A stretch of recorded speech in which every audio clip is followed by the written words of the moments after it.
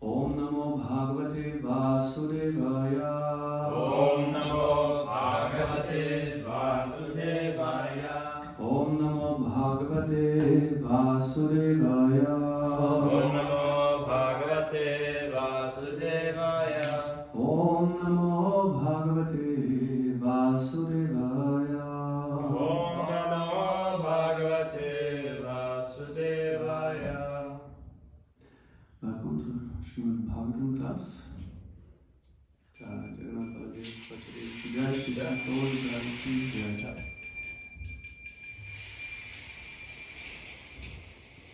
We continue in the fourth canto, chapter 4, entitled Sati Quits Her Body, with text number 19. Na Vedavadan Anuvartate Mati Sva Eva Loke Ramato Mahamune Yata Gatir Deva Manusyayo Pritak Sva Eva Dharme Na Param Kshipit Stitaha Navedavadan Anuvartate Mati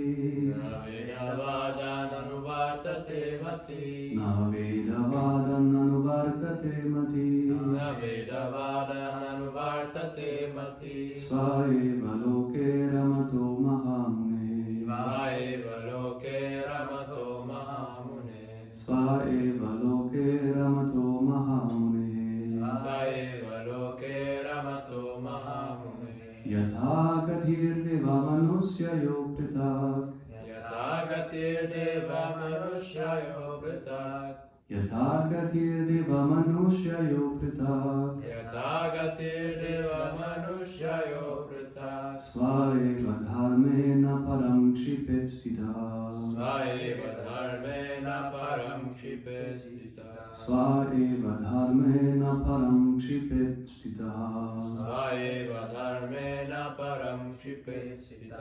Navedavadan Anuvartate Mati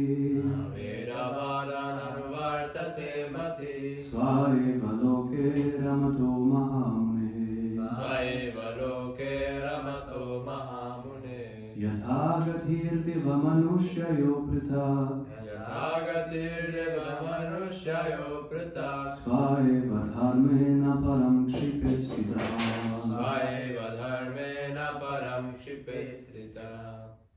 Navedavadan Anuvartate Mati Svaeva Loke Ramato Mahamune Yatha Gatir Deva Manusyayo Pritak Svaeva Dharme Na Param Kshipet Stita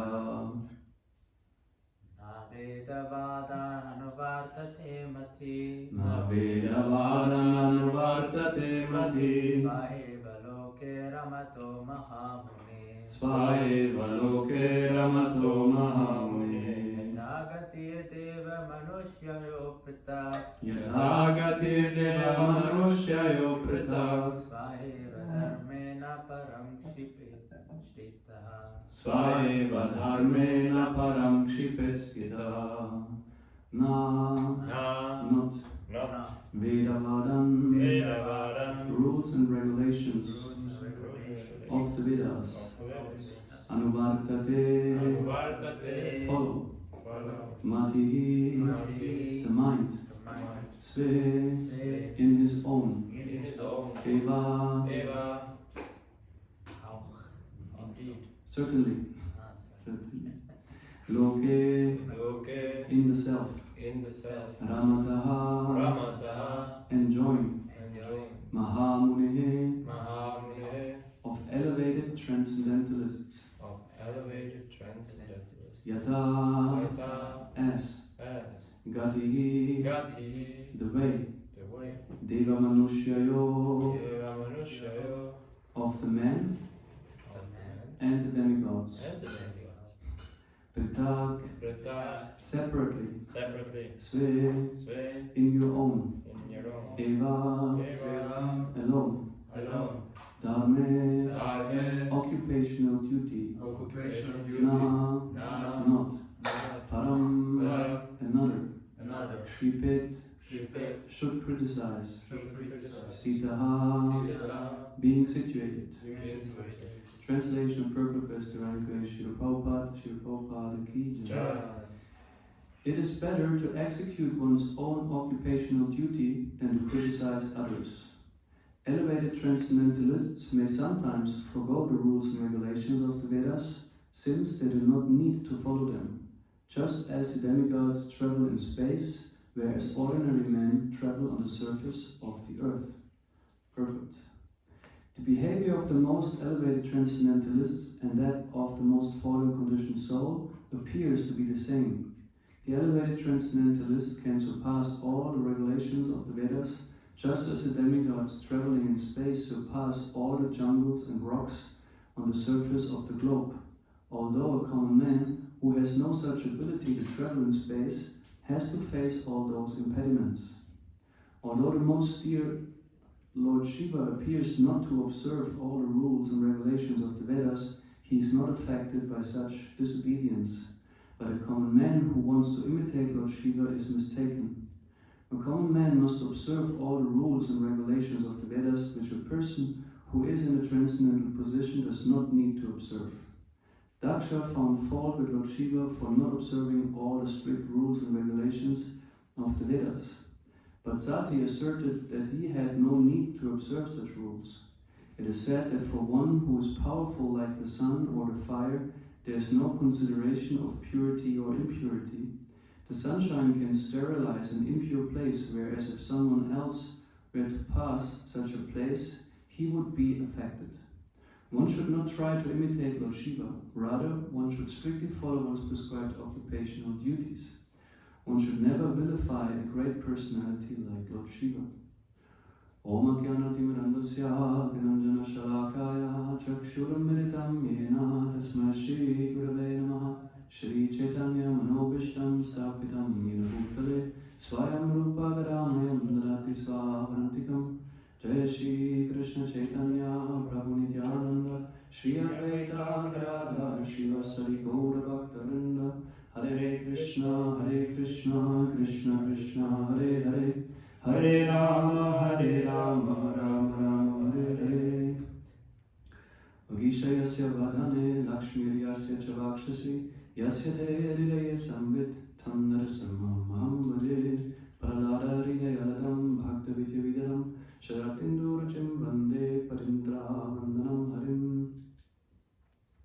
It is better to execute one's own occupational duty than to criticize others.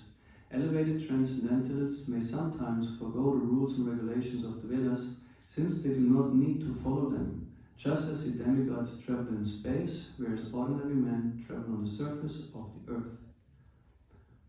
Shall we open the window a bit, or it's fine? Maybe a bit oxygen might be in place. Previous verses, or in the previous verses, Sati was expressing what consequence she feels urged to take based on that Daksha behaved so offensively, disrespectfully toward Shiva, and she pointed out that there is need for a rather, drastic consequence. The previous verse is about her stating that she is actually about to give up her body. In the verse before that, she's pointing out the different options a person has based on Varna. Better Srila Prabhupada explains in the purport what consequences meant for what person in which Varna. And that the Brahmana, for example, cannot actually give up his body because he would commit the sin of killing a Brahmana, which is interesting.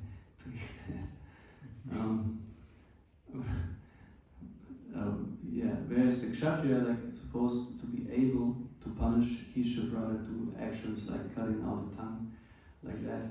But whereas the Vaishya and Shudra is meant to, he cannot do the other person based on the strength of the Vedas, or curse, or cut out tongues. So he's supposed to give up his own body. So this is often something that causes a bit irritation. Why such drastic measures in this regard? You can see there, like, to shortly get into this topic for just a few minutes, there's a scale. On one side of the scale we have the Vaishnava and the integrity of the Vaishnava, and on the other hand there is the human body that we possess. So they're placed there, and obviously the Vaishnava has more weight than the body, the material body. So that's what the scriptures state. And we see, for example, in the book of Bhaktivinoda Saraswati Thakur, where he speaks on Brahmana and Vaishnava, he quotes many Shastric sources that establish the actual position of the Brahmana, even if he might not be a Vaishnava. Simply, since he has also mentioned now the constitutional duties, and which points to Varna and Ashram, he said the Brahmana is on the top, and he actually represents also the Supreme Lord. It's even said that in the Yajna, the fire is the tongue of Vishnu, but actually the Brahmana, the mouth of the Brahmana, is also representing Vishnu, that actually the Vishnu eats through the Brahmanas. It's also stated. So if they are elevated enough, there are different types of Brahmanas. And what to speak of if they are also truly Vaishnavas, then they become even more elevated personalities. In some places he says that actually the world belongs to the Brahmins, since they are the most dear servants of Krishna, and they actually utilize, so to speak, the world, or meant to utilize everything in the service of the Lord. Since Varna and Ashram is illustrated or like symbolized by the body itself. They say the Brahman is the head, and there's the arms, where the Kshatriya is the stomach, or like this area of the body is the Vaishyas, and the legs are the Shudras. And what is the head doing? The head is employing the rest of the body in its interest. So the Brahmana is actually reflecting, if he's truly Brahman. Brahman means also by definition having or being situated in knowledge of Brahman, in transcendental sound. That's what the Brahman is doing. He's not just by status. He really has to reflect transcendental consciousness. That's a true Brahman.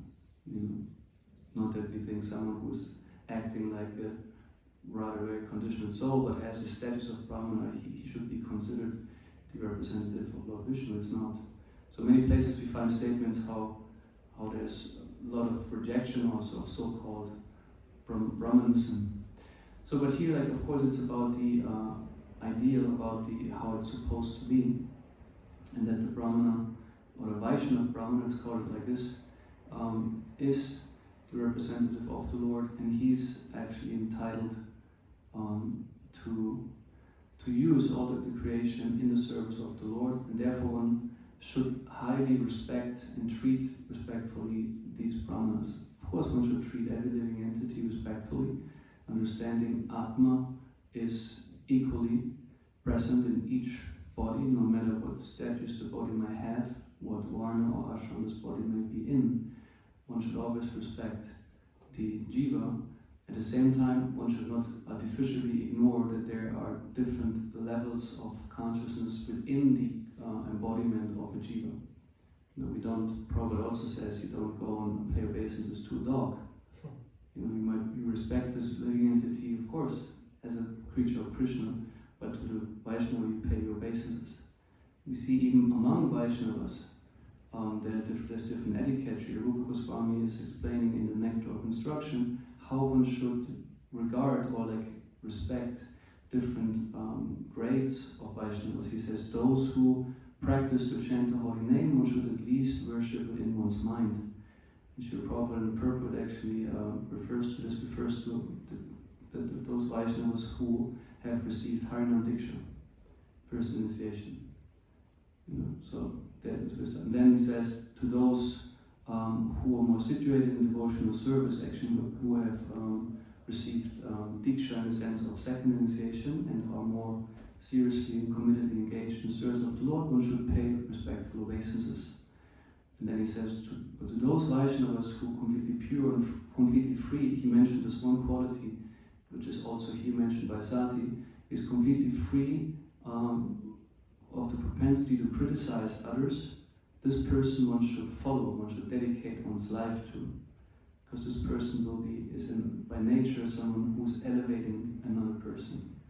And that is what is important. This is a characteristic of a Vaishnava. A Vaishnava is someone who elevates others. He's not someone who degrades others.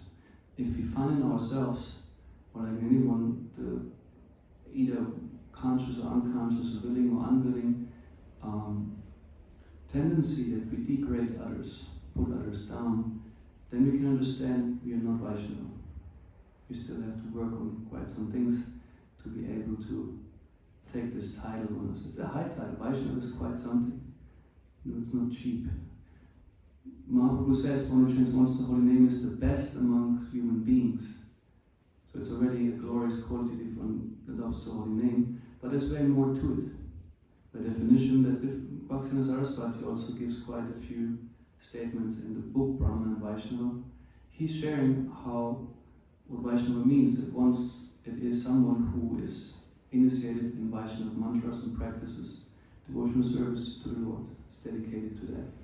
But then that also his mentality is all he does, his whole life's aim and goal is to please Krishna and to dedicate one's all activities for the pleasure of Vishnu and to aim at Vaikuntha or the spiritual world, to have no material interest practically. That will be the pure Vaishnava. So these people, and the more like elevated a pure person is, the more respectable the person gets naturally. And the more impure or like polluted person is, the less respectable he is or she. Because naturally, this is what is the benchmark for respectability. It's not birth or status or what others consider you to be. Is that what is truly there as factual transcendental consciousness and character that comes with it. So here Sati is pointing out to Daksha, better execute your own occupational duty than to criticize others. Because also we can see what has most impact if we tell others what they do wrong or if we show how to do it right. Okay, it's easier to point out, or often it's more convenient to point out like how others apparently perhaps do wrong. We'll come to that because here in this verse it is explained that actually you see a fault, but it's not necessarily valid, or your critique is not necessarily valid, because you're not aware of the actual status or nature of Lord Shiva. Therefore, your critique is actually not substantiated. So better actually focus on your own self and doing it right than to look at how he does it wrong. Right? That's the mentality. Unless it's your duty to point out something is being wrong. Because recently I received from one Vaishnavi. She sent me a quote saying, I don't recall the exact wording, but practically saying, if you are happy with everyone, you obviously conveniently ignored many faults or mistakes. And if everyone is happy with you, you obviously compromised a lot. So I find it was quite an interesting statement. She's quite senior, she's very, probably going in the vanaprastha category, so I was surprised to get that from her. So, yes, one's own duty to shine practically by an own example, which is the definition of an acharya as well. That's why we accept Srila Prabhupada as an authority, because he reflected in everything he did, how he does it, he reflected what he taught. So that's the actually big challenge everyone has, and actually our plate is full with that when we look at it, And also one must ask, if it's beneficial, if I criticize or point out faults, does it really make the person change to the better? It must be the criteria. If my criticizing or pointing out faults is not leading to an improvement, then I might also consider to not engage in it because it doesn't bring positive change. Rather, perhaps this person maybe becomes defensive and or depressed, dejected. So then I'm not doing a service to anyone. Everything like Vaishnava does is actually meant as a service to others. So Srila Prabhupada also, when he criticized, he served others with it, having in mind, or the underlying consciousness is, I want you to grow, I want you to improve and to better. So this attitude or this mind must be there. But in Daksha's case, it was more like you are disturbing, you're an inconvenience because you don't give me the respect I think I deserve.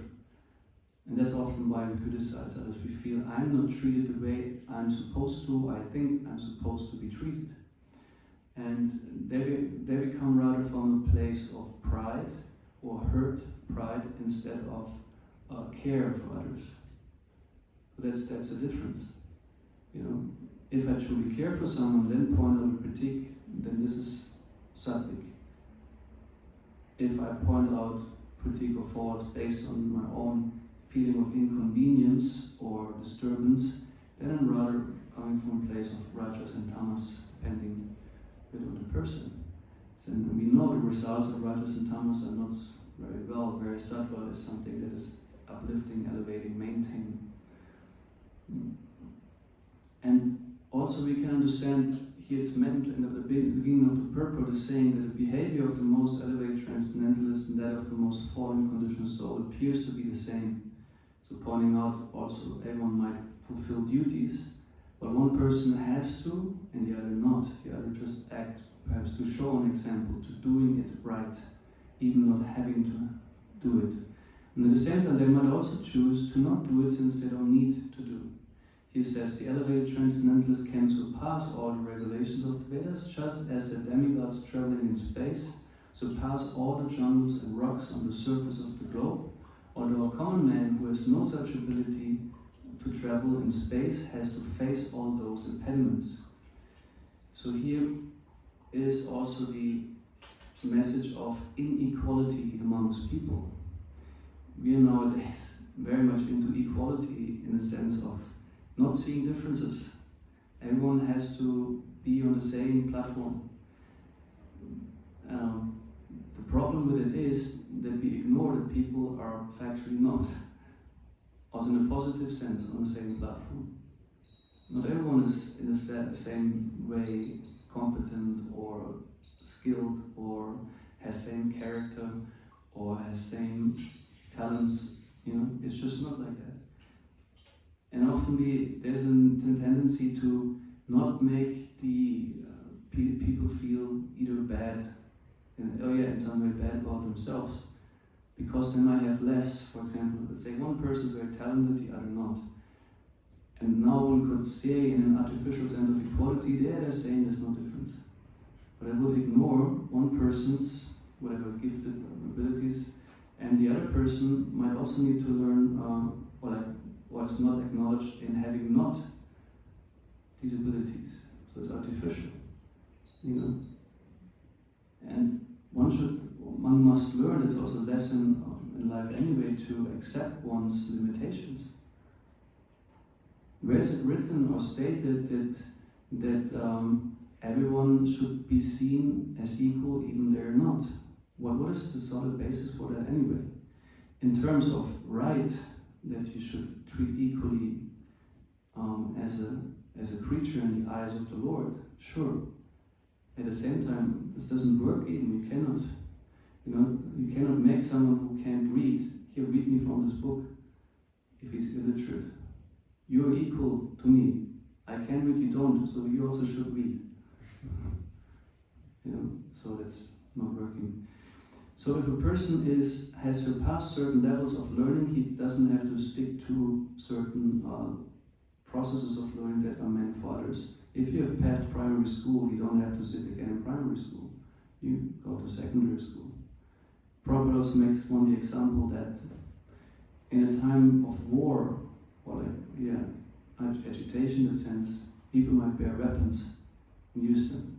But if there's no war, there's no need to carry weapons like that. So there's utility for everything given the circumstances or need.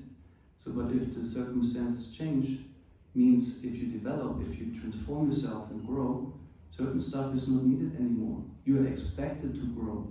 If forever you really have to have all kind of this framework, then you do something wrong. Of course, one cannot give up prematurely standards of devotional service. But at the same time, one should be clear, these standards and regulations, they are actually meant for me to develop by them or through them. You know, not that they become the means and the end. No, they're the means to an end. And the end is spiritual growth. Here, also we hear that the regulations of the Vedas, and basically we addressed already this whole one ashram dharma, and they said one ashram dharma is meant, Srila Prabhupada explains that clearly, it is for those who are in the conditional state of life, and a person who has risen above the modes, who managed to become free from the influence of the modes, is not obliged anymore to that. One ashram dharma is a systematic way of elevating people. That might be in the span of lifetimes, of course, but but simply by principle to understand, it's even everyone lives in a society like that. Still, depending on how they perform in their according varna and ashram, they make development, advancement, or maybe not. You can be forever in an ashram, but if you don't use the capacity of the ashram to your full advantage, you will also not develop. Like you can sit in school, if you don't pay attention, if you don't learn, you can sit in school forever. Nothing happens. So in the same way, also in varna and ashram, it's not just to be there and to, designate yourself brahmachari, grihastha, vanaprastha, sannyasi, or like shudra, vaishya, kshatriya, brahman. It's about truly acting in that way and trying to live up to that particular varnashram. As Sati said, it is better execute one's own occupational duty than criticize others. Because that's the point. Like we influence others way better by performing well than to pointing out who's performing not well. Alright? If let's say I would be here now living and my attendance of the program is rather rare or like unsteady, then I come and say, when I was once here, you haven't been to daily greeting, I didn't see you chanting. Well, I might be right, this person might have not been there, but where was I? What did I do? And how would that person perhaps feel if this person would see me around doing the things I'm expecting others to do?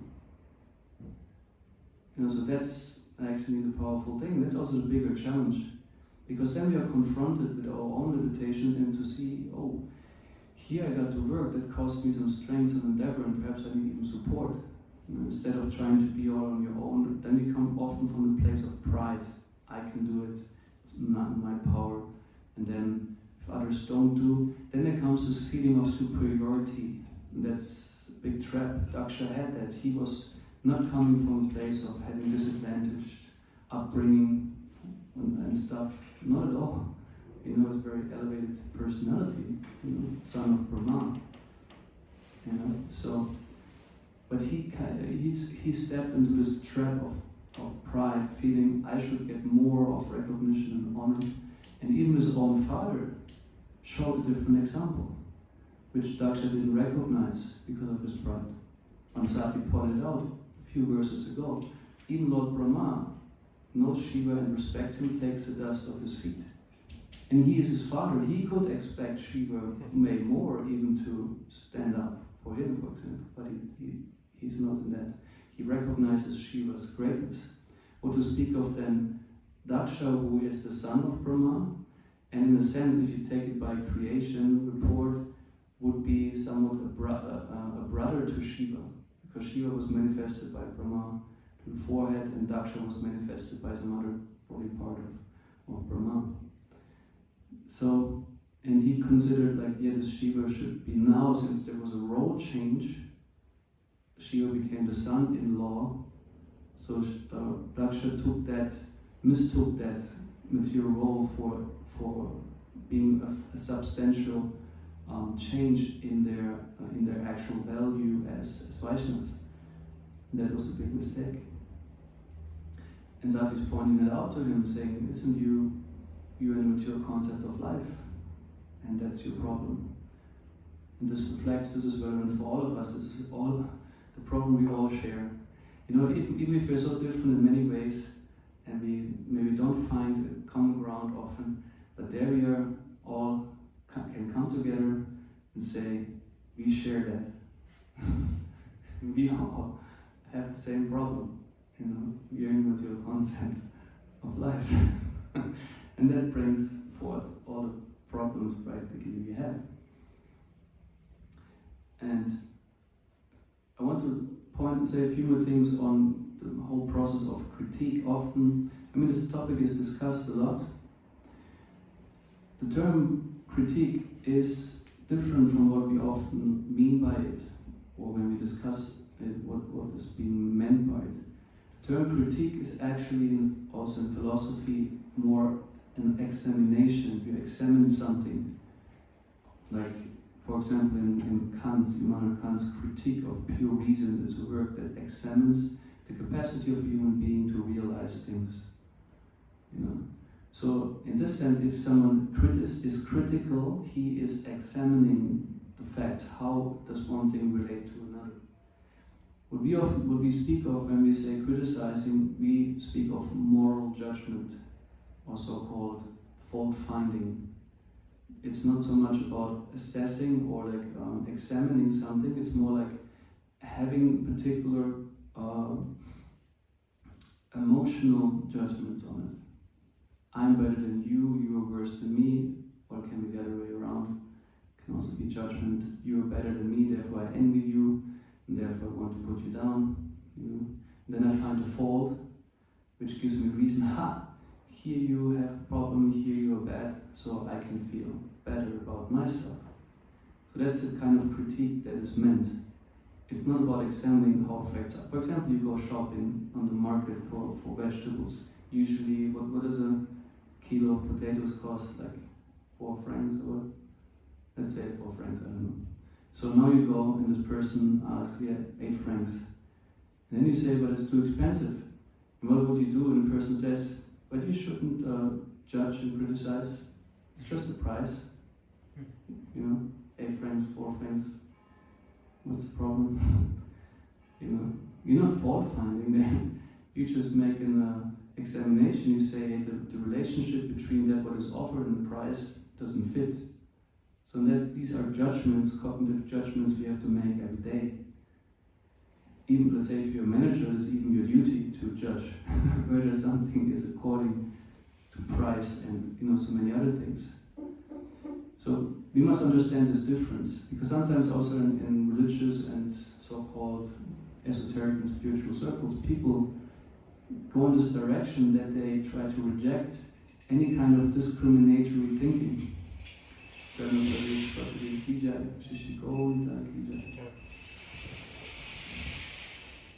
But a human being can't even function without that. Even if someone would come to you and maybe you make an assertion, this is too expensive or this is very too little, or and says you shouldn't judge, then this person has made a judgment at that very moment. Because this person determined this what you do is wrong. You should not judge. So you see the problem. You cannot not judge.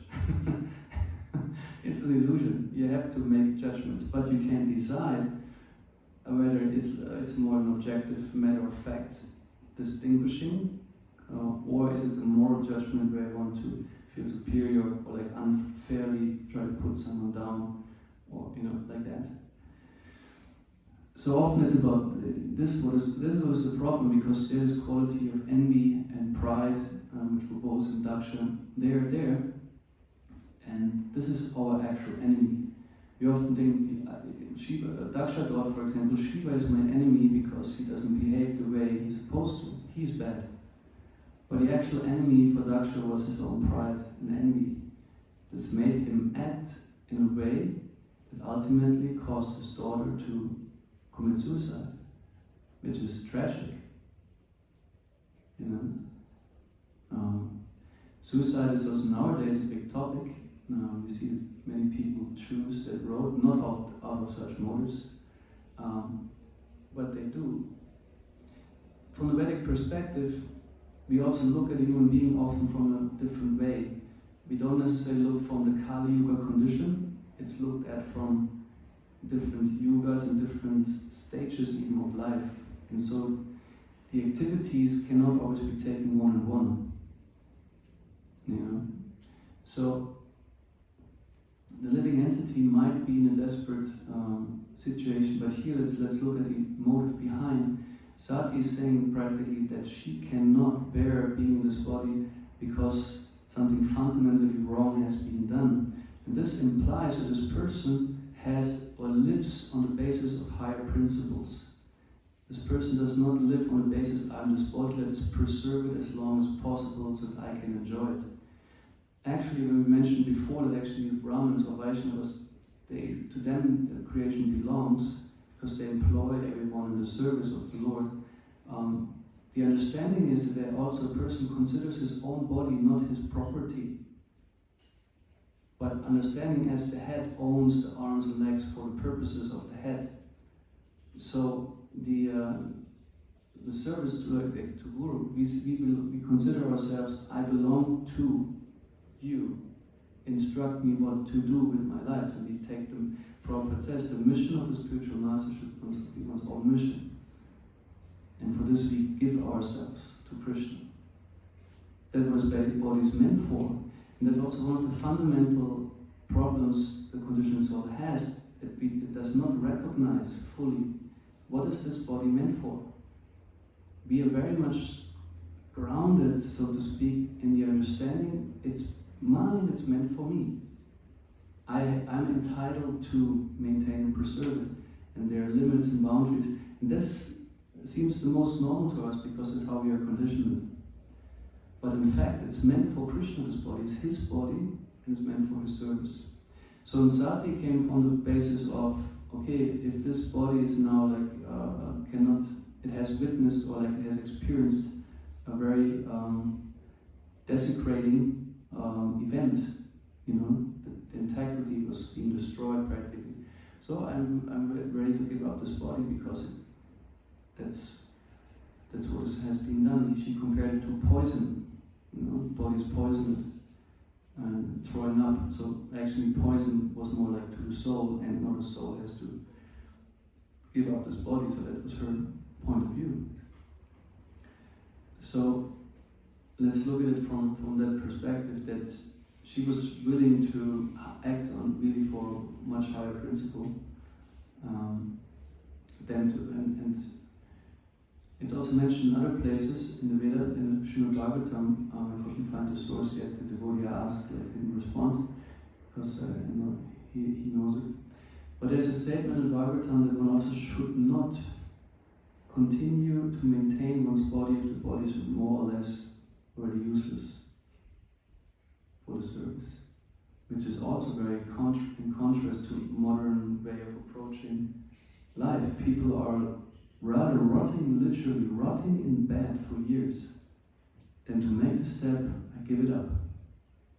Even there's no life quality at all. It's rather, not in a moral judgment way, pathetic is the word says. If something is very, not just tragic, but it's simply, in a way, not bearable. But people pull themselves through that because they have not learned yet to let go when it's time to let go. The mentality is hold on as long as you can, even if there's nothing to get anymore. Bhagavatam says, no, don't do that. That's actually humiliating the self. Sticking to a condition that is unworthy of maintaining. So that's what he is also being seen by Sati. Even she was not in old age, but he says this is a condition. And we see that also a bit in the culture, not so far. in an old Japan, maybe nowadays, I don't know if they do it, I guess not so much. No, I forgot this name again. What is it called? The Harakiri. Yes, the Pukus, glaube ich, I think it's the other word. But yeah, this practical suicide, which is based on a very specific understanding of integrity and morals. To say, if once you have practically destroyed or like compromised this integrity, better die than to live on with the shame, so to speak, or with the humiliation. You can also see back then, if you go in this culture a bit, like back then, there's the codex also of samurais and stuff, and those who practically are servants to their masters. They live in a consciousness, I'm already dead. That comes every moment. Their contemplation is, I'm already dead. So we can see in psychology, they don't clinch to life by all means. No, they say, okay, it's actually like the Kshatriyas. In Bhagavad Gita, Arjuna makes, or Krishna makes the same statement: happy are the Kshatriyas for whom the opportunity arises to die on the battlefield. Right? For a Kshatriya, they say, I don't want to die in bed and old and, how to say, when you can't control your functions anymore. What is the English term for bettlägerig? However, you know what I mean. So it's a similar thing. To consider, use your body consciously and also be willing to give it up when it's time. You know, not prematurely, not artificially, not as an escape because you feel, oh, life is too burdensome, too difficult. No, it would be based on really a spiritual principle out of a higher motivation that allows you to not commit a sinful act by doing that. I mean, we see that even from the 6 Goswamis. Oh, correct me if I'm wrong, I think Jiva Goswami was the youngest, having noticed that all the others, Rupa and Sanatana, had been gone already, felt very dejected. I might be wrong about the personalities, but one of them, he wanted to throw himself off, was even Govardhan Hill, I assume. But then he was held back, because they say you should not do that. Even his motivation was the separation of the pure devotee of the Lord. And Krishna himself practically was so strong that I cannot bear. What should I do? What should I maintain this existence for if I'm bereft of the association of the pure Vaishnavas? But he was held back, so because the example might tempt others to do that out of not so transcendental reasons. Yeah. And one last thing, here in the purport, it's also pointed out what is some qualification of someone who is really left behind, or has surpassed a certain level of rules and regulations. Srila Prabhupada gives the example of the sun, saying the sunshine can sterilize an impure place, whereas if someone else were to pass such a place, he would be affected. One should not try to imitate Lord Shiva, rather one should strictly follow some prescribed occupational duties. So the unaffectedness of material, of the modes of nature, that is actually the criterion.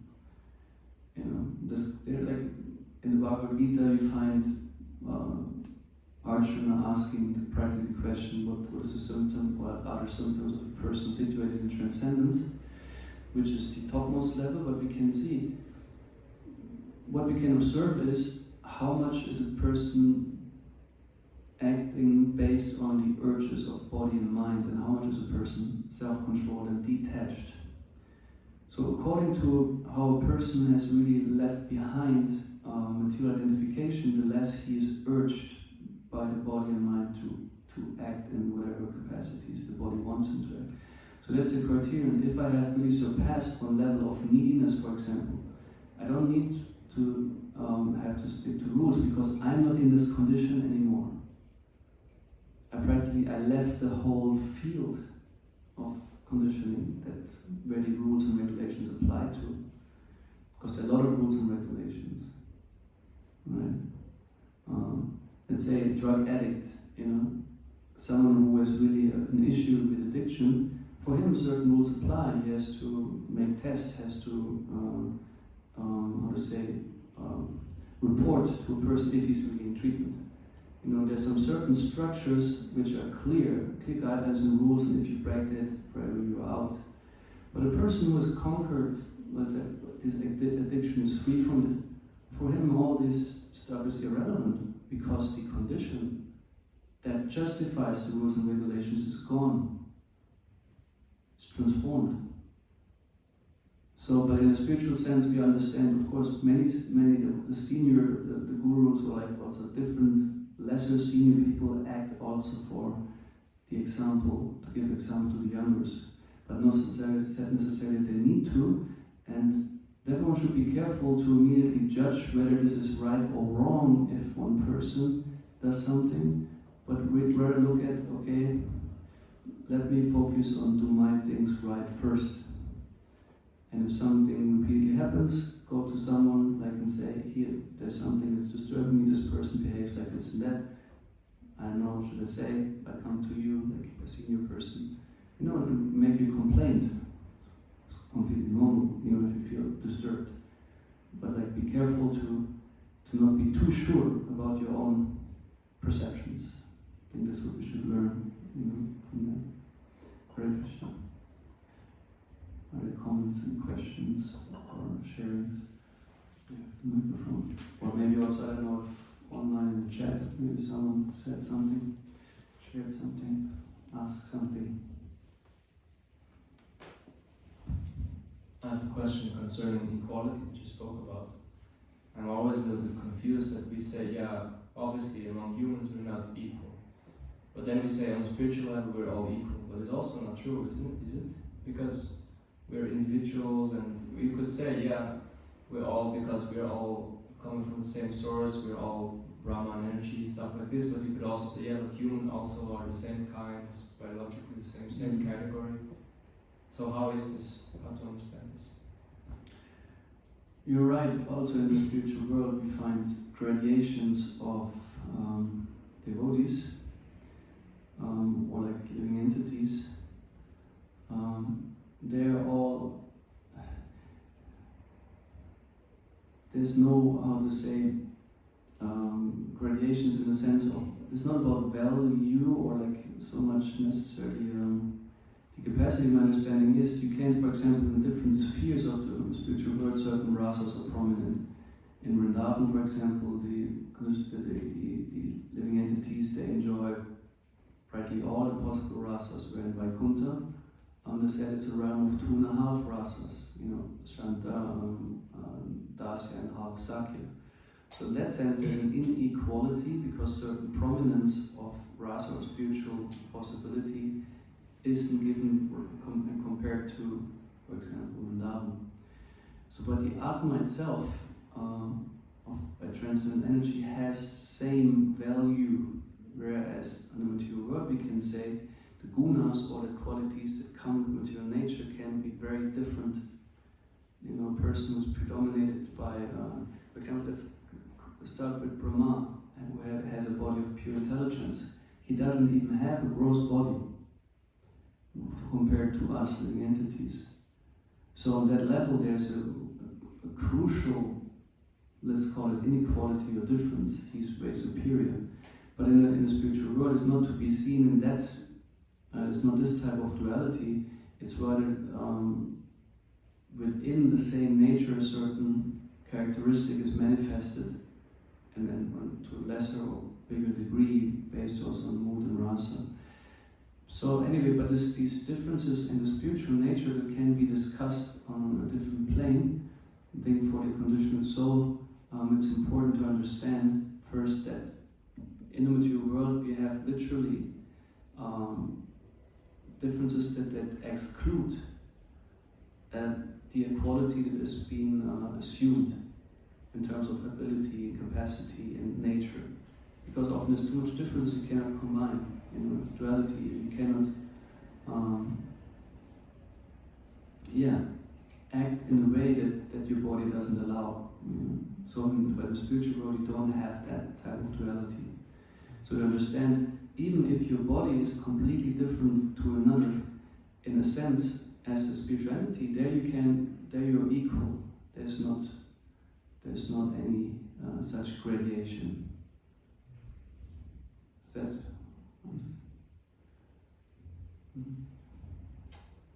Manuel is raising first. Thank you for the lecture. Is it not also that our spiritual master in this world is also then a spiritual master or higher than us in the spiritual world, and that there's also hierarchy, that there's the manjuris and those who serve them, and not everyone can serve directly rather than Krishna? Yes, the sister can read about that. There's a social hierarchy.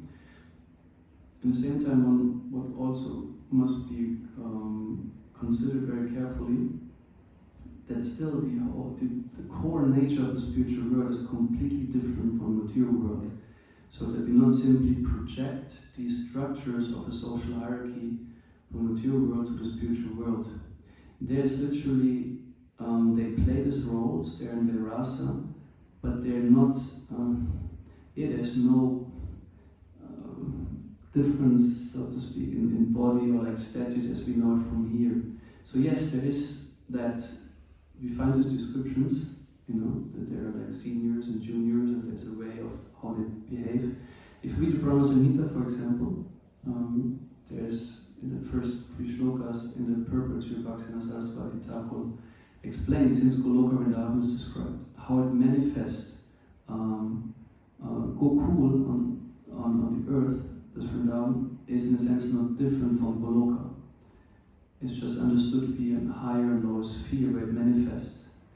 At the same time, when it manifests in the material world, the way it appears is in the eyes of the observer tainted by the consciousness of the observer. Depending on how pure it is, we see things. Also in Krishna Lila, for example, he says, even in the spiritual world, there are no demons to be killed. That's a feature that comes when the spiritual realm manifests in the sphere.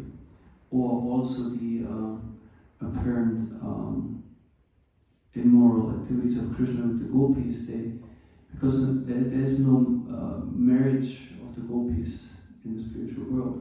It's described that they feel that way as if they would be, and it is an ingredient for Krishna that they can taste the rasa of an apparent, illegitimate love relationship. Because they're all Krishna's energy, he's the actual owner. There's no one else who's the actual husband of all the jivas, right? That's actually an illusion, to think we are.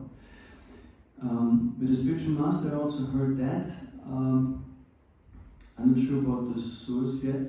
Concerning that, I have a bit of a doubt because I'm not sure whether this relationship in that sense necessarily must continue like that, because we don't know yet what is our identity in the spiritual world, and would kind of imply that also if you enter the spiritual world, you still need to learn how to become advanced spiritually. But the fact, if you would truly enter the spiritual world, you have attained the perfection. In that sense, there's no need for progressing to a transcendental platform. So that would be something I would be interested to hear more about it myself from someone. Yeah. But it can be perhaps that the arrangement is that also in the spiritual world this relationship is there. But I would be careful to quickly simply take over the structures we find in the material world, that they are in the spiritual world like this.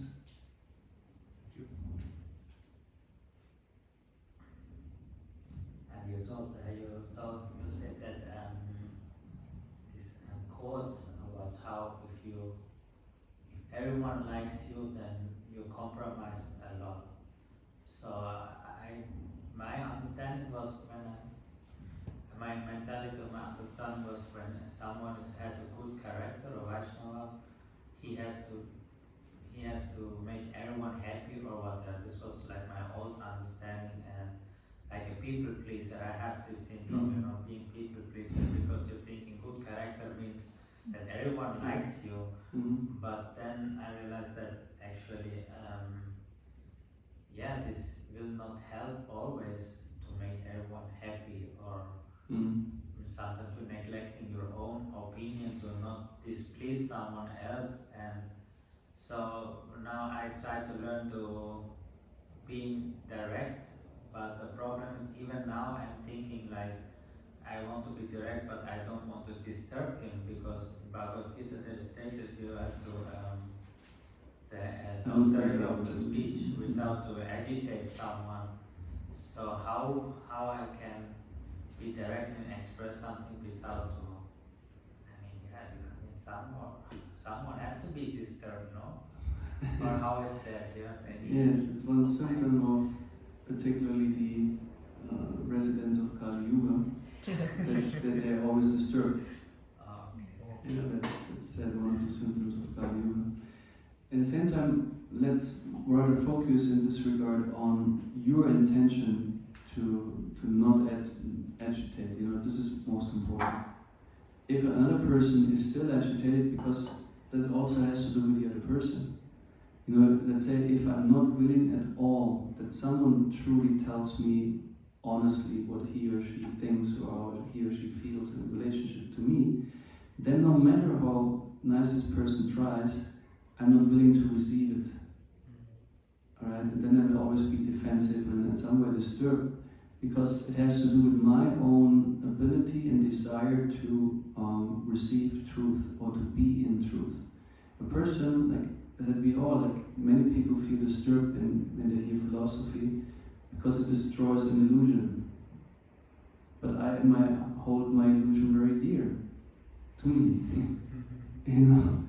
That's my cherished illusion. I invested so much time and effort in arranging my life according to this illusion, and now someone comes and puts it in question. So many people feel very inimical, since not just like in this last decades, also whatever you feel, Vaishnavas had in fact enemies at the same time. It was said true Vaishnava has no enemies, because there's a contrast. If the truth is there, the illusion or lie cannot exist.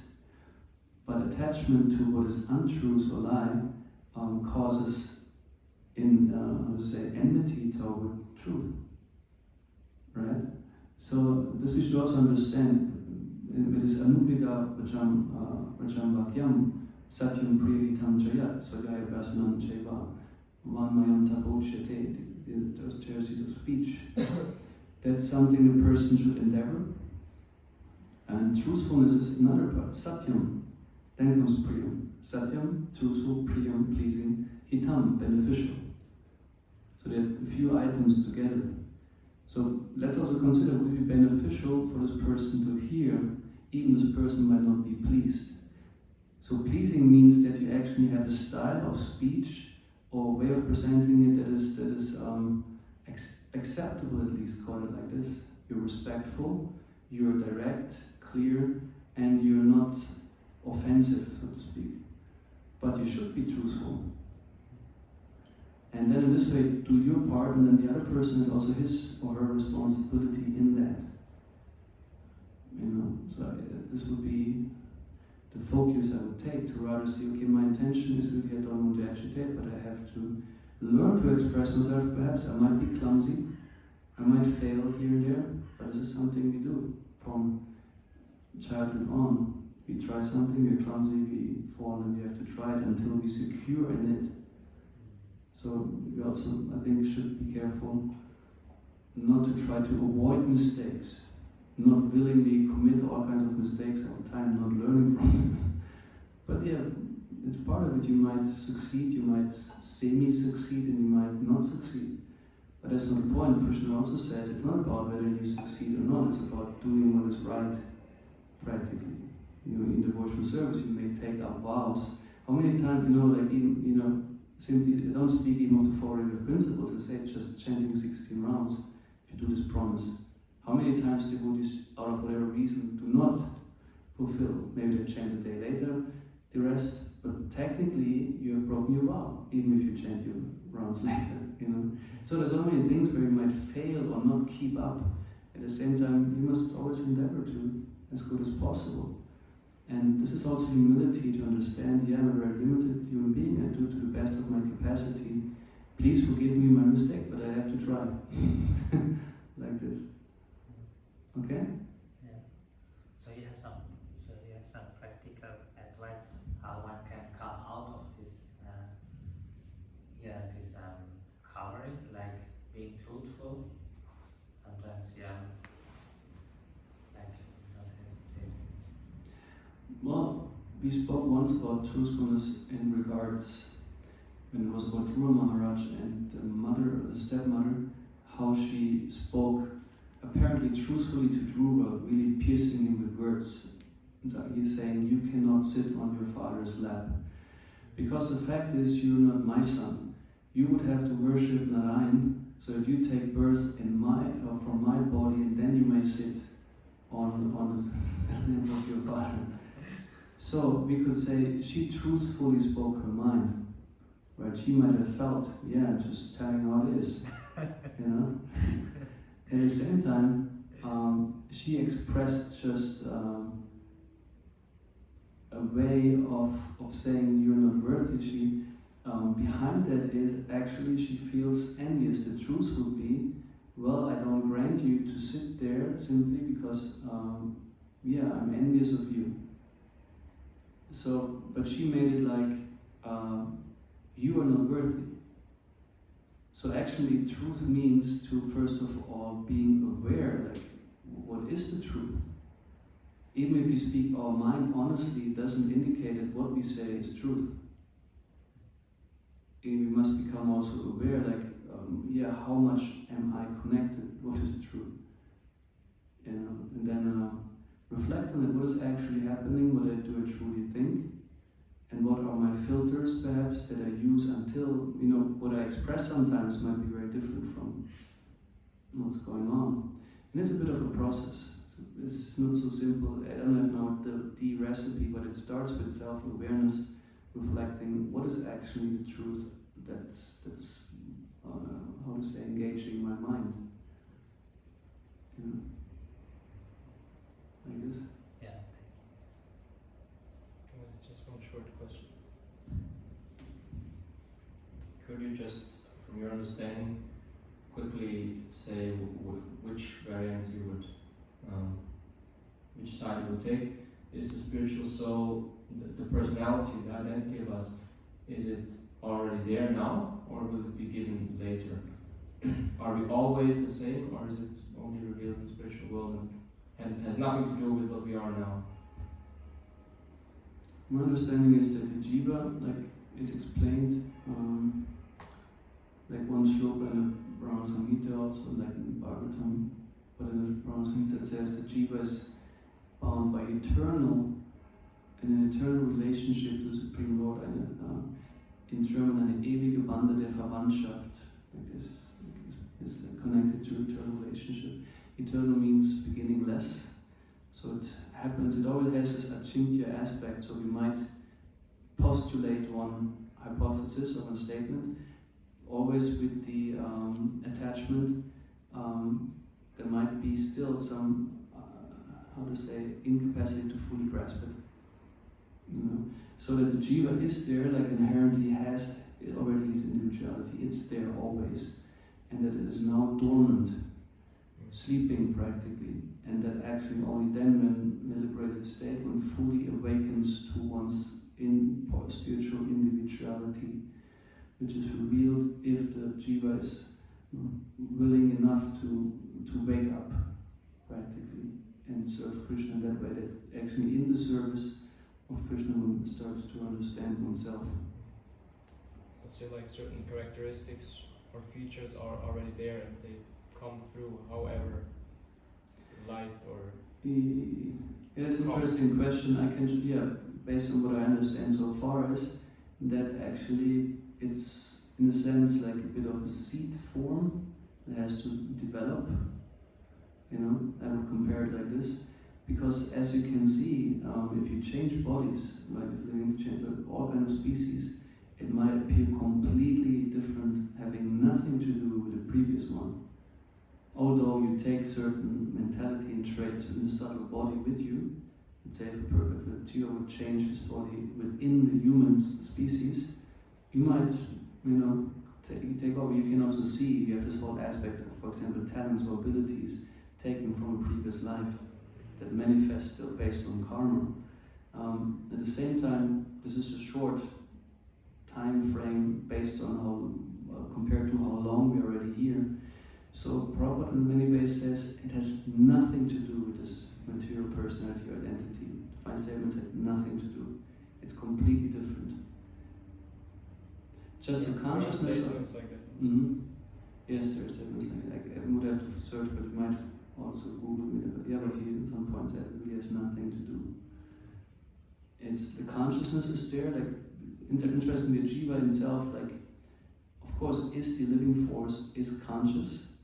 At the same time, the false ego has managed to hide practically, essentially everything about the jiva from the jiva. Although we're still there. That's the mysterium, that's the big thing that has to be, the curtain that has to be lifted by Krishna, you know. Correct? Grant of Srimad Bhagavatam ki jai, Srila Prabhupada ki jai. Keshava Prabhu ki